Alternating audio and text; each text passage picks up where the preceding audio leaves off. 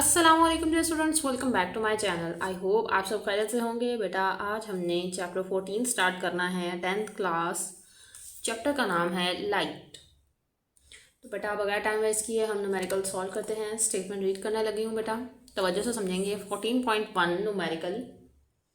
The speed of light in water is 2.25 multiply 10 raised to power 8 ms minus 1.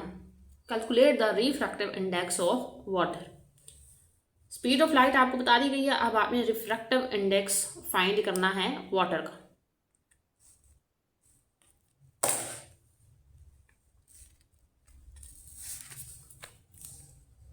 Data note करते हैं बेटे।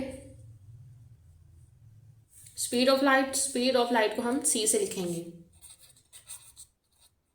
Speed of light इसको हम लिखेंगे सी से।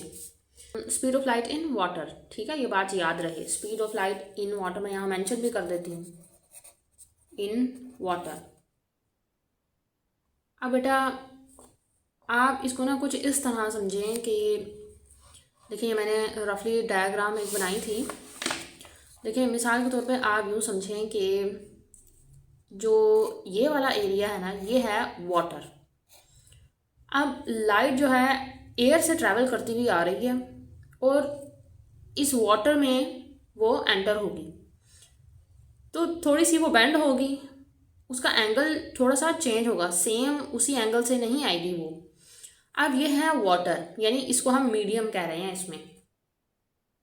अब आपने अब ये न्यूमेरिकल में नोट किया कि स्पीड ऑफ लाइट जो कि पानी में है उसकी वैल्यू ये गिवन है, जबकि स्पीड ऑफ लाइट एयर में वो चेंज होगी। ठीक है, जो एयर में स्पीड ऑफ लाइट की वैल्यू होती है ना, स्पीड ऑफ लाइट, इसको आप एयर मेंशन मत करें, ठीक है। ये जनरल जो स्पीड ऑफ लाइट की हम वैल्यू लेते हैं ना, अब यहाँ मैं वो लिखने लगी हूँ। इसको आप लिख देंगे वी से, इसको वी से लिख लें। यानी speed of light in water को आप लिख दें वी से और इसको सी कर दें। यह आपकी अंडरस्टैंडिंग के लिए बेहतर हो जाएगा। अब हम सी की वैल्यू लिख लेते हैं। ये हमारे पास है 3 multiply 10 raised to power 8 ms minus 1। बेटा इसके बाद ना डाटा के बाद आप हेडिंग डालोगे टू फाइंड की। टू फाइंड हमने क्या करना था, refractive index of water. Heading आप बना देंगे रिफ्रैक्टिव इंडेक्स ऑफ वाटर। अब बेटा ये बात ना आपने याद रखनी है, इसको हम लिखते हैं एन से और ये हमने फाइंड करना है। अब इसका ना फॉर्मूला हमारे पास होता है N equal to C over we. अब सी क्या है और वी क्या है? सी होता है आपके पास speed of light in air, ये एयर में होगी आपके पास, ठीक है। और वी होता है, वी जो वैल्यू होगी ना उसको आप किसी मीडियम के अंदर स्टडी करोगे, ठीक हो गया। अब बेटा देखें, सी से मुराद वो वैल्यू जो लाइट की होती है नेचुरली एयर में, ये मैंने आपको बताई 3 multiply 10 raised to power 8 ms minus 1। और नीचे क्या था, speed of light in medium में स्पीड ऑफ लाइट कितनी थी, ये हमें न्यूमेरिकल के अंदर उन्होंने बताया हुआ था। ये वैल्यू बेटे आपको कुछ याद रखनी पड़ेगी। और वी से मुराद वो वैल्यू जो हमें न्यूमेरिकल में गिवन थी, हम लिखते हैं 2.25 मल्टीप्लाई 10 की पावर 8 ms minus 1। बेटे इसको आप डिवाइड करवाएं, 10 की पावर 8 और 10 की पावर 8 ये तो कैंसिल हो जाएंगे आपस में। 3 को आप डिवाइड करवा देंगे 2.25 से, तो ये आपके पास तकरीबन आएगा 1.33, ठीक है। रिफ्रैक्टिव इंडेक्स इसका कोई यूनिट नहीं होगा, सिंपल, ये आपका रिक्वायर्ड आंसर था। बस इस न्यूमेरिकल में आपने क्या फार्मूला याद रखना है और दूसरा speed of light in air, ये चीज़ याद रखने वाली है। अब हम 14.2 न्यूमेरिकल की तरफ बढ़ते हैं बेटे।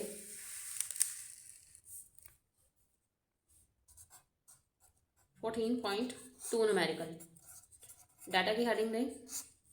न्यूमेरिकल की स्टेटमेंट पढ़ती हूँ बेटा, तवज्जो से समझेंगे। अ लाइट रे इन एयर इज n1, यानी कि आप यूँ समझ लें, पहला पॉइंट ही आपको बता दिया उन्होंने एज इट इज़। n1 हमने लिखना है 1.0, यानी ये सिंपल 1 ही है।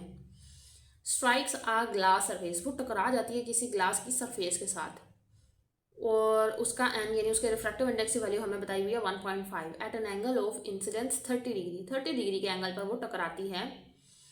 Find the angle of refraction inside the glass. अब आप ग्लास के अंदर रिफ्रैक्शन का एंगल फाइंड करें।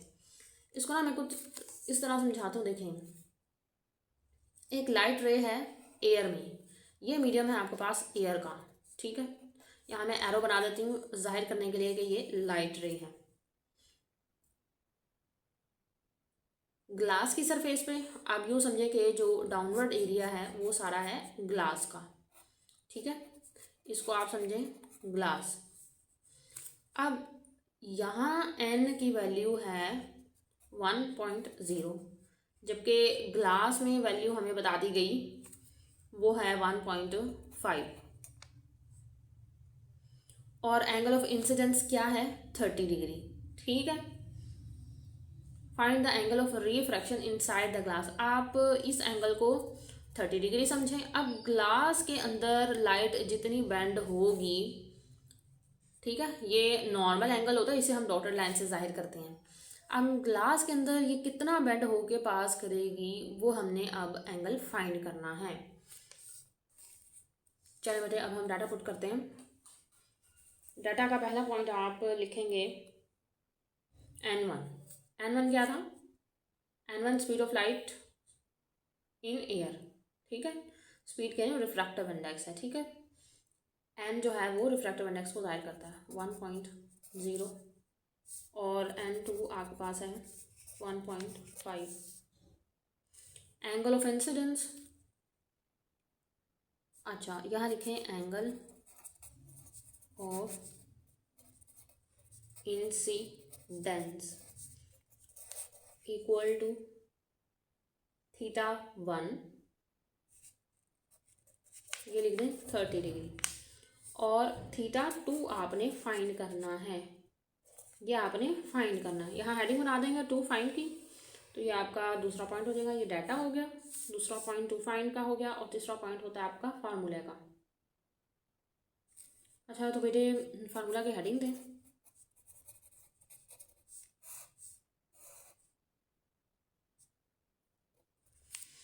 फार्मूला बेटा आपके पास है यहाँ कुछ इस तरह से n1 sin θ1। आप दूसरी तरफ रखेंगे n2 sin θ2। n1 की वैल्यू पुट करें, ये हमारे पास, या बल्कि ऐसा करें, हमने फाइंड क्या करना था θ2, हम यही θ2 को अलहदा कर लेते हैं।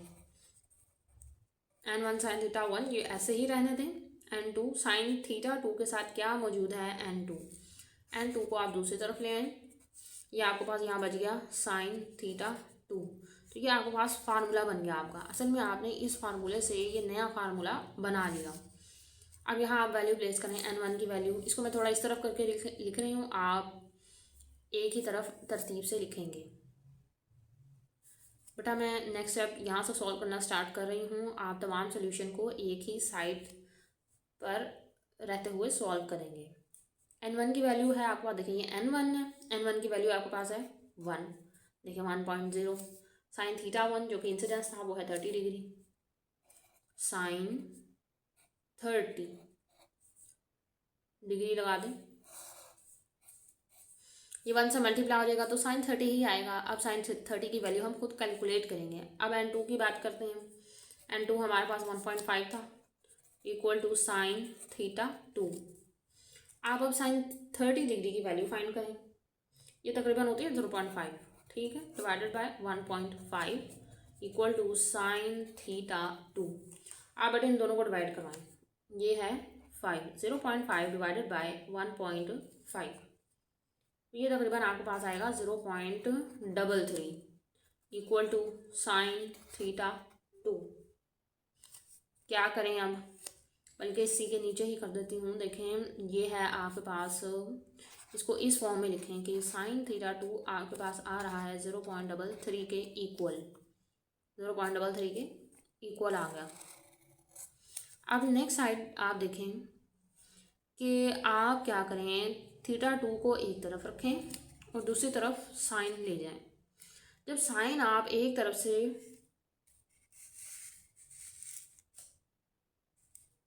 बेटे मैं ये स्टेप रिपीट कर देती हूँ, देखें। sin 30 आप फाइंड करेंगे, ये 0.5 आएगा। sin 30 बेटे आप फाइंड करेंगे, आपके पास 0.5 आएगा, डिवाइड करवाएंगे 1.5 से, ठीक हो गया। ये वैल्यू सेम टू सेम वैसे ही मैंने नीचे लिख दी, sin थीटा स्क्वायर आ गया। अब बेटे आप इन दोनों को डिवाइड करवाएं, आपके पास आएगा 0.33 इक्वल टू sin थीटा 2। अब बेटा आपकी मर्जी, आप इसको इसी तरह ही रहने दें या इस तरह अरेंज करके मतलब सीक्वेंस में लिख दें। अगर नहीं भी करना चाहते तो भी ओके है। अब आप एक्चुअल में देखें हमने करना क्या, हमने ना साइन को दूसरी तरफ ले जाना है।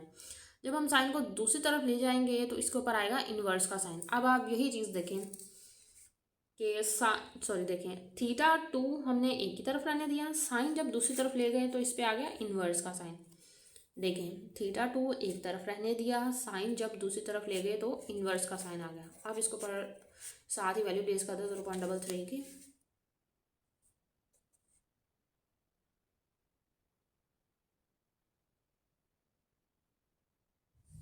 तो बेटे आप अब फाइंड करेंगे साइन इनवर्स 0.33, तो ये आपका रिक्वायर्ड आंसर आ जाएगा। ये काम अब आपने खुद करना है, ठीक है, या आंसर तकरीबन 19.5 ही आएगा। तो बस ये आप अब कैलकुलेटर से खुद कैलकुलेट करेंगे। ये आपका यूँ समझें, ये आपकी असाइनमेंट हो गई छोटी सी कि साइन इनवर्स 0.33 आपने आप खुद कैलकुलेट करना है। अब हम 14.3 न्यूमेरिकल की तरफ चलते हैं। बेटा 14.3 न्यूमेरिकल की स्टेटमेंट कुछ ऐसे हैं कि a beam of light in air hit a glass slab. Beam of light यानी लाइट की एक शुआ है। देखें मिसाल के तौर पे ये लाइट रे है, ठीक है, हिट करती है वो एक ग्लास स्लैब को। ग्लास स्लैब यानी ये एक टुकड़ा होगा ग्लास का, इसको वो हिट कर रही है light ray at an incidence angle of 40 degree. अब जो एंगल बनेगा वो 40 डिग्री का है। ये शायद एक्यूरेट नहीं बना, लेकिन आप लोग थोड़ा सा इसको प्रोटेक्टर रखकर ना आप चेक कर लीजिएगा। इसको आप फिलहाल रिप्रेजेंट करवा दें कि ये जो भी एंगल है ये 40 डिग्री का है। Find the angle of refraction inside the glass. अब आपको पता है कि जब लाइट हवा से ट्रैवल करती हुई किसी मीडियम में आती है, मीडियम ग्लास हो सकता है, प्लास्टिक हो सकता है, वुड हो सकता है, कोई भी मीडियम हो सकता है, जब उसमें ट्रैवल करेगी ना तो वो थोड़ी सी बैंड हो जाएगी। तो अब नॉर्मल रे के हिसाब से जो एंगल बनेगा हमने वो फाइंड करना है। तो अब आपको पिछले न्यूमेरिकल के डाटा में जो कुछ बातें बताई गई थी बेटे, उन्हीं पॉइंट्स को हम यहाँ दोबारा नोट करेंगे। अब रिफ्रैक्टिव इंडेक्स जो लाइट का होता है इन एयर वो हमारे पास होता है 1, ठीक है। ये आपके पास है refractive index of light in air, ये मैं एयर मेंशन कर रही हूँ यहाँ। आगे हम बात करते हैं, इसको N1 लिख दें, N2। अब ग्लास में ये हमारे पास होता है 1.5। अब यहाँ मैं रिप्रेजेंट कर देती हूँ ग्लास। N तो रिफ्रैक्टिव इंडेक्स को कहते हैं, ये आपको याद हो जाना चाहिए। अब बस इनकी वैल्यूज़ जो हैं अब आप याद कर लें कि एयर में लाइट का जो रिफ्रैक्टिव इंडेक्स होता है वो होता है 1 और ग्लास में वो होता है 1.5।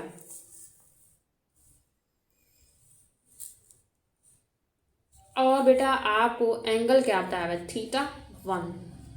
ये आपको बताया हुआ है कितना, 40 डिग्री का, 40 डिग्री, ठीक है। आप फाइंड क्या करना है, एंगल ऑफ रिफ्रैक्शन।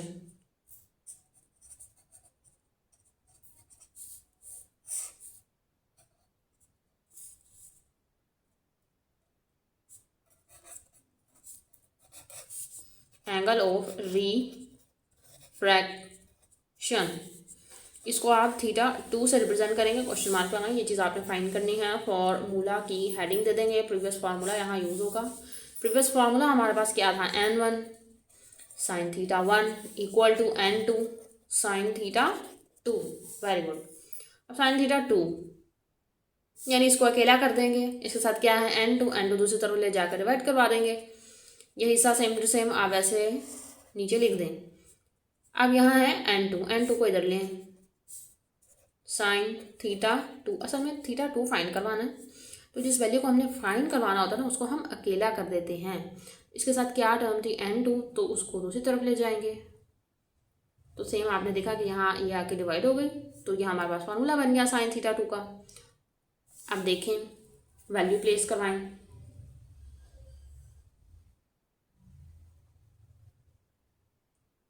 n1 1 के बराबर है, साइन थीटा ये आपके पास 40 है, n2 आपके पास है 1.5, साइन थीटा 2 बटा देखें साइन 40 बनता साइन 40। अब साइन 40 की वैल्यू आप निकलवाएं। साइन 40 की वैल्यू आपके पास होती है 0.642 divided by 1.5 equal to sine theta 2। अब बेटा इन दोनों को डिवाइड करवाएं, यह आपके पास बनेगा तकरीबन 0.428 इक्वल टू साइन थीटा 2। अब असल में फाइंड तो थीटा 2 को करना है, साइन की साइड चेंज करवाएं। जब इसकी साइड चेंज होगी तो दूसरी तरफ जाके ये बन जाएगा sine inverse, sine inverse 0.428 equal to theta 2। Sine inverse 0.428 इसको कैलकुलेट करवाएं, ये आपके पास बनेगा 25 डिग्री इक्वल टू थीटा 2। अच्छा बेटे देखो, एक बात मैं आपको बता दूं कि समटाइम्स आंसर ना फ्रैक्शन में आ जाता है। जिस तरह पॉसिबिलिटी है कि आंसर आ रहा हो 24.57, तो आपने क्या करना है, आपने इसको राउंड ऑफ कर देना है। ये आपके पास राउंड ऑफ होकर तकरीबन वैल्यू बन जाएगी 25। इसी तरह अगर आपका आंसर, अब आप यूँ देखें कि ये 7 है, तो आप इसमें 1 डिजिट ऐड भी करवा सकते हैं। अगर आपका आंसर 24.6 होता तो आप इस चीज़ को नोट करते।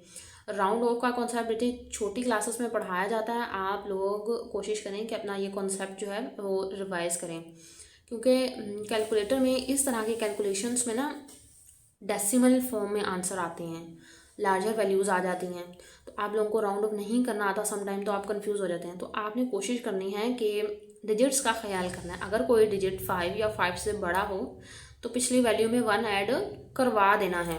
तो कंफ्यूज नहीं हो जाना कैलकुलेटर में कि वैल्यू तो ठीक नहीं आ रही है, हमारा आंसर ठीक नहीं है, तो इस चीज़ से आपने बचना है। तो ये आपका आंसर आ गया 25 degree.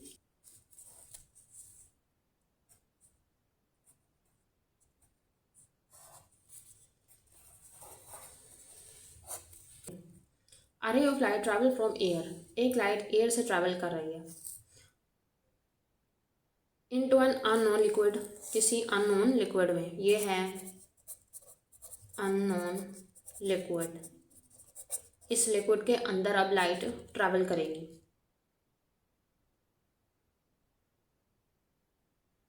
The angle of incidence in air, air में एंगल बन रहा है 45 डिग्री का, और इसमें एंगल बनेगा तकरीबन 30 डिग्री का। बेटा ये मैं रेफरेंस के तौर पे बना रही हूँ। अब आपने कैलकुलेट करना है रिफ्रैक्टिव इंडेक्स ऑफ लाइट, यानी कि अभी इस मीडियम में लाइट का रिफ्रैक्टिव इंडेक्स क्या होगा।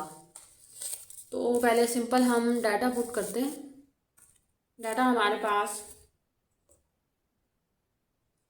n1 इक्वल टू 1, एयर में आपको पता है ये 1 होता है, और थीटा 1 हमें क्या बता दिया गया है, थीटा 1 हमें बता दिया गया है कि है ये 45 डिग्री, और थीटा 2 वो मैं साथ ही लिख देती हूँ, ये हमें गिवन है 30 डिग्री। ठीक है, अब फाइंड हमने क्या करना है, refractive index of liquid.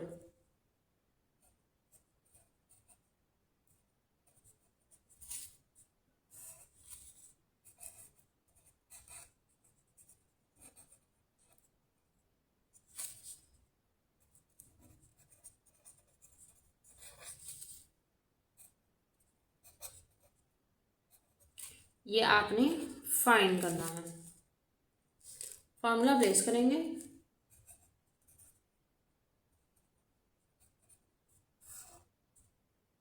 Formula बेटा प्रीवियस ही फार्मूला रहेगा, बस ये है कि अब हमने N2 फाइंड करना है। ठीक है, यहाँ लिख दें N2। एयर में वो हमारे पास जो रिफ्रैक्टिव इंडेक्स की वैल्यू है 1 है। अब इस मीडियम, ये मीडियम क्या है, लिक्विड का मीडियम है, इसके अंदर रिफ्रैक्टिव इंडेक्स की वैल्यू क्या होगी, उसको हम N2 से लिखेंगे। फार्मूला हमारे पास रहेगा बेटे N1 sine theta 1 equal to N2 sine theta 2। N2 find करना है तो साइन थीटा को अब हम नीचे ले आएंगे डिवीजन में।